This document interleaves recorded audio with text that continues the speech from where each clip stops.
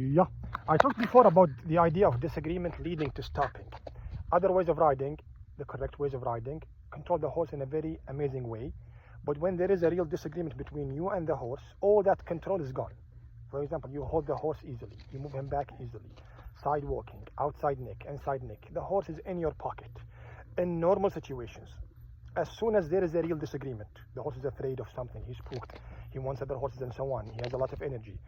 With your equipments, with your tools, he's completely out of control. A horse that you halted easily is now bolting and you cannot stop him.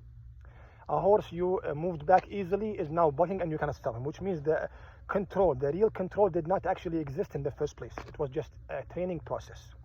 In this way of riding, disagreement leads to stopping. If you keep up with the horse, with the hand accuracy that we talked about in the book and the videos, the horse pulls, you slide the rein or slip the rein from your hand as much as he pulled, you collect as much as he gave into the hand, you lean as much as he leaned, which means what he wanted to do is not going to happen, and what's going to happen is the complete opposite. When he wants to buck, he will end up halting. When he wants to bolt, he will end up halting and moving back. When he wants to change his direction, suddenly he will end up moving towards the area he's afraid of, and so on. That idea is completely special in real disagreement. So when you ride the horse without equipment and tools, an Arabian horse, open place like that, disagreement will happen a lot. It's not like riding a horse with the saddle, spurs, lunging before the ride. He was in a big paddock and you are riding him in an arena or a paddock and so on. There is no real disagreement. And when the disagreement happens in this very easy place, still he's out of control. So what do you think is going to happen in a very hard or tough situation? It's going to be much worse. In this way of riding, you control the horse in real disagreement without equipment and tools. What do you think is going to happen when you ride him without the equipment or with the equipment and the tools in a much easier situation? If you achieved A+ in hard mode, of course you can achieve a much better result if there is a much better result in normal mode or easy mode and so on. But disagreement leads to stopping is not just safe at the moment when it happens. So it's not just safe because the horse wasn't able to buck and I made the buck become a stop or a full stop. And the horse wanted to bolt and I made the bolt become an idea of stopping and moving back. The direction was not changed. Actually, the horse moved towards the area he's afraid of and so on. It's not just that, even though that is more than enough. It's about planning. Plan A, Plan B, Plan D, and so on. In the past, like for example, Alexander the Great or Caesar or any other leader in the past, Hannibal and so on, when they rule a large area in a certain country. For example, he ruled Greek countries or Greece. Then he went to Persia and defeated Persia and Egypt and so on. Then he went inside these lands and countries until he reached India. When he controls an area in Persia and he goes to an area or a city after that area or city, if the locals got the city back, they will attack you from behind and the enemy is in front of you, you're done. Why?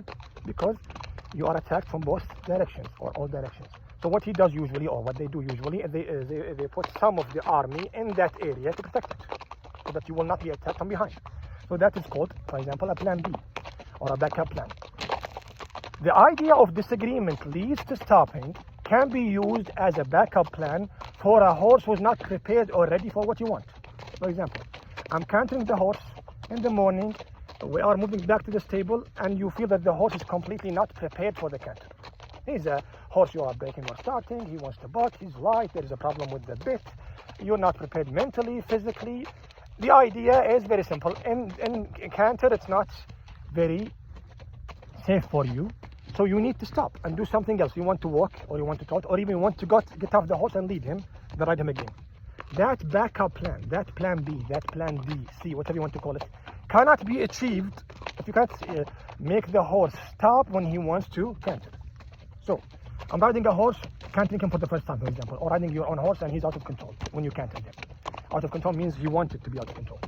In other ways of riding, he succeeds, which means the horse you halted and got a lot of trophies and a lot of competitions with is gonna bolt and buck you off his back, and there is nothing you can do about it. And you cannot use your plan B or C or D, which is starting, walking, and so on.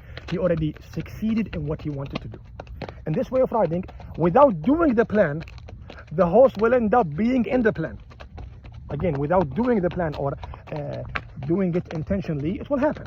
I'm cantering, he wanted to bolt. Okay, disagreement, let's stop him. That idea of stopping was my plan B, your plan B, his plan B, their plan B. So it happened without even doing it. So what do you think when I ordered him to do it? So he wanted to bolt or buck, you were cantering, disagreement led to stopping, so he stopped and moved back. As soon as he stopped and moved back, you get back to the plan you wanted to do. You can get back to canter if that's your plan. You can stay in walk if that's your plan. You can get off his back and lead him if that's your plan. But these plans, B, C, D, and so on, are not achievable when the horse succeeded in what you wanted to do. You were cantering. The plan A is keeping the canter. Plan B, for example, trotting. Plan C, for example, walking. Plan D or E, for example, stopping and getting off the horse. Plan Z is letting go of the horse and getting off him and let him do whatever he wants. All these plans cannot be achieved when the first plan is not even achievable. You cannot even keep the horse in canter. He was able to bolt and buck and do what he wants. So you just hang on the saddle, use the horn. It might work, it might not, which means you are depending on luck. And when you depend on luck, as I said before, when you depend on luck in horsemanship with a horse, it's like you are depending on luck with a bomb in your hand. Maybe nothing will happen. Maybe you will die and everyone around you will be harmed or dead and so on. Or they will die and so on. So the horse could actually give you what you want in many different days. Then out of nowhere, you will end up in hospital. Because what happened before wasn't because of you, it was because of him. So depending on luck with a creature that is much faster than you, much stronger than you, and doesn't even think without or before reacting or acting, is very dangerous. You're depending on luck, not with a baby, not with a cat, not with a dog, with a horse. Even elephants and camels and so on might be much stronger than horses, of course. But the idea of an animal or a creature having speed and a lot of power, and at the same exact time not using his brain as much as just reacting then thinking, doesn't actually exist in other animals as much as horses. For example, deers and so on are maybe much faster and they react faster than horses, but they are not stronger. Lions and tigers and so on are stronger, but they are not faster. If you have an animal that is as fast and as strong, maybe it will think more than the horse. So the horse is a mix of a lot of dangerous things that can be a bomb between your hands if you use it in the wrong way or deal with the horse in the wrong way. If you deal with the horse in the right way, that bomb is being used by you against the enemy, especially in the past. That's why horses were very important in the armies, because the rider was able to use that bomb against the enemy, while in our case these days, the horse is the bomb and he's using himself as a bomb against you as a rider.